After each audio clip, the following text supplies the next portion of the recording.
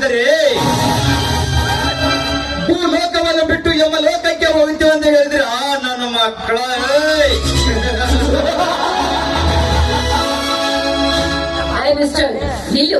ಅವರನ್ನೇಕೆ ಕೊಂದೆ? ಜಾಸ್ತಿ ನೀ ಮಾತಾಡಿದ್ರೆ ನಿನ್ನನ್ನು ಕೊಂದು ಬಿಡ್ತೇನೆ. ಮಾತಿಟ್ಟಿದ್ರೆ ಸಾಕು, ಕೊಲೆ ಮಾಡ್ತೀನಿ ಅಂತ ಹಾರಾಡ್ತೀಯಲ್ಲ, ಬೆಲೆ ಗೊತ್ತಾ ನಿನಗೆ? ಪ್ರಾಣದ ಬೆಲೆ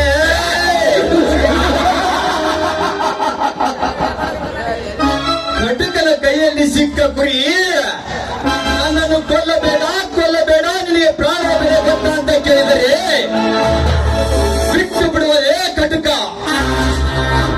ದಿನ ಬೆಳಗಾದರೆ 100 ಕೊಲೆ ಮಾಡಿ ಅವರ ರಕ್ತವನ್ನೇ ನೀರಿನಂತ ಕುಡಿಯುವ ಈ ನರಸಿಂಹನಿಗೆ ಪ್ರಾಣದ ಬೆಲೆಯಲ್ಲಿ ತಿಳಿಯಬೇಕು. ನೀನೇನು ಮನುಷ್ಯನು ಅಥವಾ ಮನುಷ್ಯ ರೂಪದಲ್ಲಿರೋ ರಾಕ್ಷಸರು? ರಾಕ್ಷಸ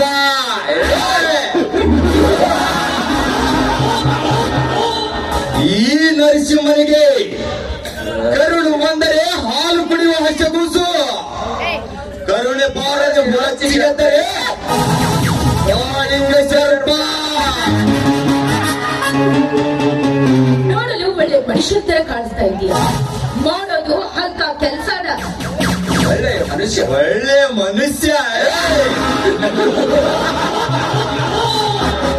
ಹಿಂದೆ ನಾ ಚಿಕ್ಕವನಿರುವಾಗ ಯಾರೋ ಬಂದರು ನಮ್ಮ ತಂದೆ ತಾಯಿಯನ್ನು ಕೊಲೆ ಮಾಡಿ ನಮ್ಮ ಮನೆಗೆ ಬೆಂಕಿ ಹಚ್ಚಿದಾಗಲೇ ನನ್ನಲ್ಲಿರುವ ಒಳ್ಳೆ ಗುಣಗಳು ನಮ್ಮ ತಂದೆ ತಾಯಿ ಜೊತೆಯಲ್ಲೇ ಸುಟ್ಟು ಹೋದವು.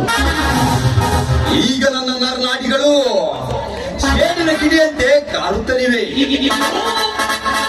ವೇಷ ಕಪ್ಪಾಗಿದ್ದು ಮನಸ್ಸು ಮಾತ್ರ ಚೊಕ್ಕಾಗಿದೆ ಎಂದು ಈ ಧನಲಕ್ಷ್ಮಿಯ ಮನ ಹೇಳುತ್ತಿದೆ.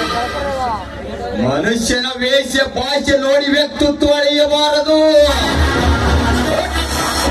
ಮೇಲಿನ ನೋಟಕ್ಕೆ ನೋಡಲು ಮಾತ್ರ ತುಂಬಾ ಒಳ್ಳೆಯವನಂತ ಕಾಣುತ್ತಾನೆ ಈ ನರಸಿಂಹ. ಈ ನರಸಿಂಹನ ಸಿಂಹದ ಗರ್ಜನೆ ಇನ್ನೊಂದು ಮುಖ ನೀ ನೋಡಿದರೆ ನಿಂತ ಜಾಗದಲ್ಲಿ ಸತ್ತು ಹೋಗ್ತೀಯ. ಊರಿಗೆ ಹೊಸಬಳೆಂದು ಕಾಣುತ್ತದೆ. ಈ ನರಸಿಂಹನ ವಿಷಯ ನಿನಗೆ ಇನ್ನೂ ಗೊತ್ತಿಲ್ಲ. ಮೊದಲು ನೀ ಇಲ್ಲಿಂದ ರೈಟ್ ಹೇಳುವ. ಈ ರೀತಿ ಪುಟ್ಟನಕ್ಕೆ ಹಾರಾಡಿದ್ರೆ ನಾನು ನಿನ್ನ ಏನ್ ಮಾಡ್ತೀನಿ ಗೊತ್ತಾ ನಿನಗೆ? ಏ ಧನಲಕ್ಷ್ಮಿ, ನೀ ಏನಾದ್ರೂ ಮಾಡಿಕೊ ಹೋಗಲೇ, ಅದನ್ನು ತೆಗೆದುಕೊಂಡು ನನಗೇನಾಗ್ಬೇಕಾಗಿದೆ?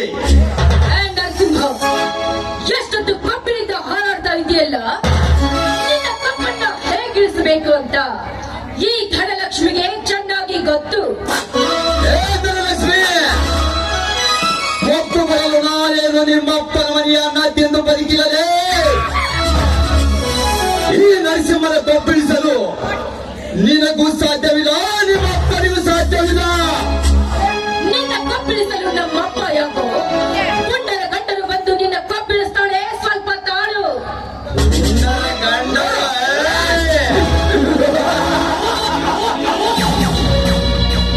ಪುಂಡರ ದಂಡಿನಲ್ಲಿ ವೀರ ಸಂಗೊಳ್ಳಿ ರಾಯಣ್ಣನಂತ ಈ ನರಸಿಂಹನಿರುವಾಗ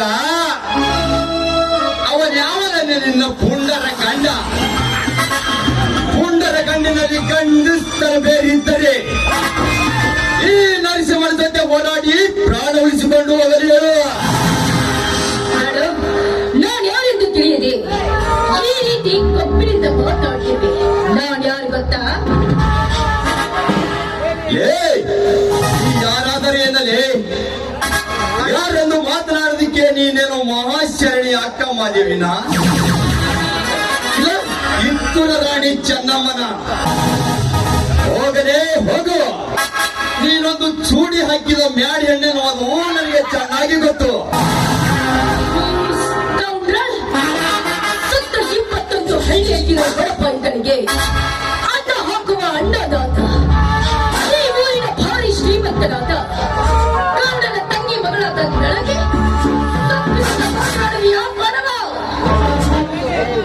ಏ ಡಿಂಗ್ರಿ ಬಿಲ್ಲಿ, ನೀ ಯಾ ಗೌಡನ ಮಗಳಾದರೇನು, ಗೌಡನ ಮಗಳಾದರೇನು? ಈ ನರಸಿಂಹ ಮನಸ್ಸು ಮಾಡಿದರೆ ನಿನ್ನನ್ನು ಕ್ಷಣದಲ್ಲೇ ಪೀಸ್ ಮಾಡಬಲ್ಲ.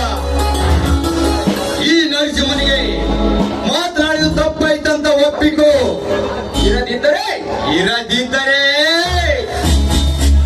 ನಿನ್ನ ಚೂಡಿದಾರ ಹರಿದು ರೋಡಿನ ಮೇಲೆ ಮೆರವಣಿಗೆ ಮಾಡಬೇಕಾಗುತ್ತದೆ.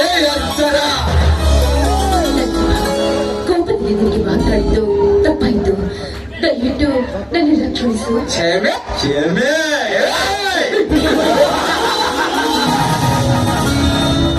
ಬರೇ ಕ್ಷಮೆ ಕೇಳಿದ್ರೆ ಬಿಡುವುದಿಲ್ಲ ಈ ನರಸಿಂಹ.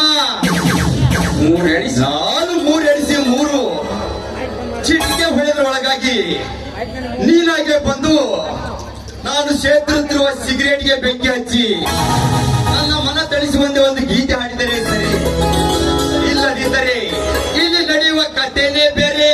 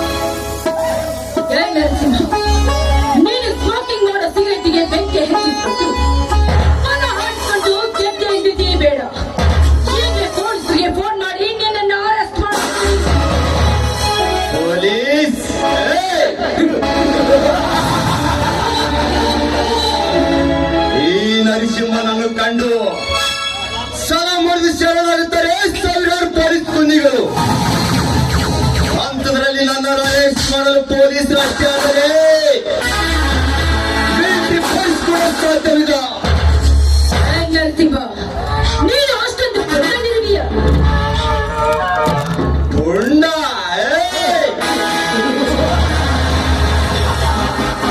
ಪುಂಡ ಪ್ರಚಂಡನಂದು ನಿಮ್ಮಂತ ಚಂದ್ರುಳ ಚೆಲುವೆಯ ಮುಂದೆ ಜಂಬ ಬಚ್ಚಿಕೊಳ್ಳುವ ವ್ಯಕ್ತಿ ನರಸಿಂಹನಲ್ಲ. ನಾನು ಯಾರು ಗೊತ್ತಾ? ದಿಲ್ಲಿ ಹೊಕ್ಕರೆ ಪುಂಡ ಹುಲಿ, ಗುಟುಕು ಹೊಡೆದರೆ ಗುಟುಕು ಹೊಡೆದ ಹುಲಿ. ಈ ನರಸಿಂಹ ಸಿಡಿಗಟ್ಟ ಹಸಿದ ಕಂಗೆಟ್ಟೆ ಕಪ್ಪುಲಿ.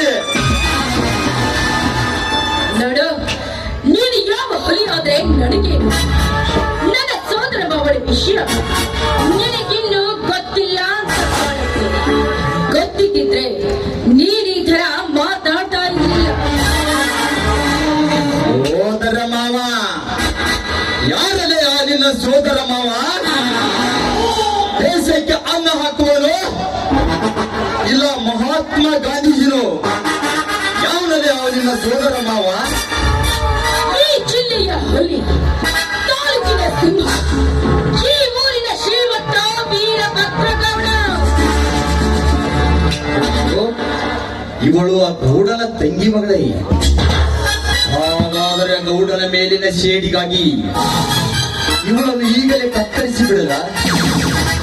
ಇಲ್ಲ, ಇವಳ ಶೀಲಹರಣ ಮಾಡಿ ಗೌಡನಿಗೆ ಬುದ್ಧಿ ಕಲಿಸಲ? ಬೇಡ ಬೇಡ, ನನ್ನ ಸೇಡಿರುವುದು ಆ ಗೌಡನ ಮೇಲೆ. ಪಾಪ ಈ ಹೆಣ್ಣಿನ ಮೇಲೆ ತೀರಿಸಿಕೊಳ್ಳುವುದು ಒಳ್ಳೆಯದಲ್ಲ. ನೇರವಾಗಿ ಗೌಡನನ್ನೇ ಎದುರಿಸಬೇಕು.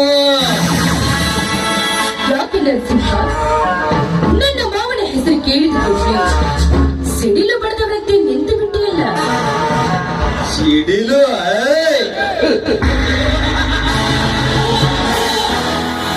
ಬಡಿಯುವ ಸಿಡಿಲನ್ನೇ ಮೂರ್ತಿಯಲ್ಲಿ ಹಿಡಿದು ಬೀಸಾಕಬಲ್ಲ.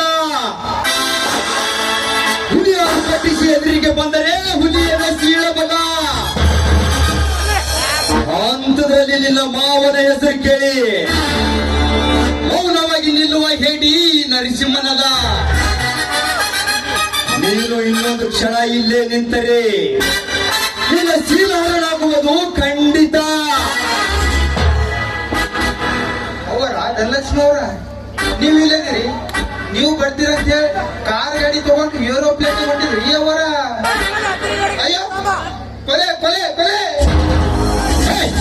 ಬಾಯಿ ಮುಚ್ಚಲೇ, ಇಲ್ಲ ಅಂದ್ರೆ ನೀನು ಅವ್ರ ಜೊತೆ ರೈಟ್ ಹೇಳ್ತೀಯ. ಅಲ್ಲ, ಈ ನರಸಿಂಹ ಬಾಬಾ ಬಂದಾಗ ಗಟ್ಟಿಲ್ಲ ಬಂದಾಗ ಅಂತೀನಿ. ನರಸಿಂಹ, ನನ್ನ ಮಾವನಿಗೆ ಹೇಳಿ ನಿನಗೆ ಸರಿಯಾಗಿ ಬುದ್ಧಿ ಕಲಿಸಲಿಲ್ಲ. ನನ್ನ ಹೆಸರು ಧನಲಕ್ಷ್ಮಿನೇ ಅಲ್ಲ.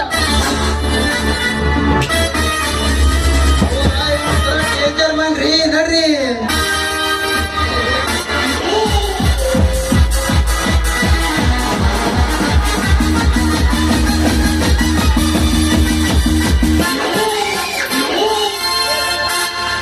ಏ ಧನಲಕ್ಷ್ಮಿ, ಹೋಗಲೇ ಹೋಗು. ನಿನ್ನ ಮಾವನಿಗೆ ಹೇಳಿ ನನಗೆ ಬುದ್ಧಿ ಕಲಿಸ್ತೀಯಾ?